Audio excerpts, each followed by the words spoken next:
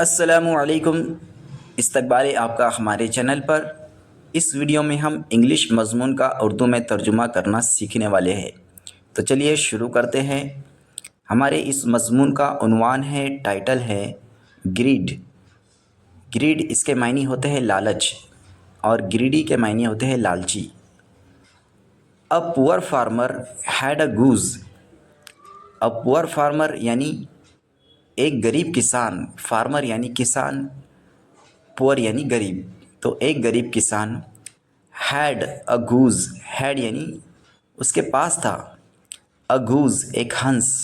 Had का मतलब होता है पास में होना। दैट जो laid one golden egg every day.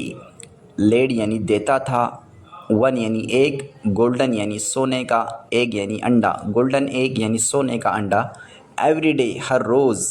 यानी एक गरीब किसान, उसके पास एक हंस था जो रोज़ाना एक सोने का अंडा देता था। The farmer became ग्रेडी। The farmer यानी किसान, बिकेम यानी बन गया, ग्रेडी यानी लालची। किसान लालची बन गया। एंड और wanted all the eggs at once. Wanted यानी एंड यानी और, वांटेड यानी चाहता था, ऑल द एग्स यानी सारे अंडे, एट वंस फ़ौरन। यानी किसान लालची बन गया था और फ़ौरन सारे अंडे चाहता था। तो he cut the goose to take them out.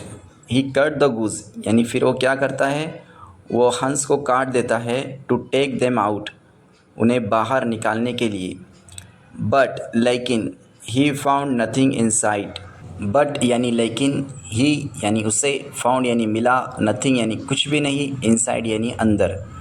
यानी लेकिन अंदर उसे कुछ भी नहीं मिला। फिर द गूज़ डाइड यानी हंस मर गया। एंड और he became poor again. He became यानी वो बन गया, पुअर अगेन फिर से गरीब। He cried and said. He cried, he यानी वो रोया, क्राइड यानी रोया।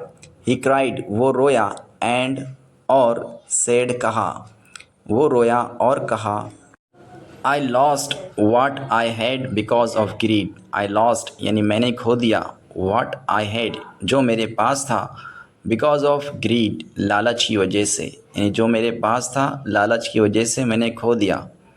तो इस कहानी का मोरल यानी अखलाकी नसीहत क्या है? ग्रीड ब्रिंग्स लॉस, यानी लालच का अंजाम बुरा होता है।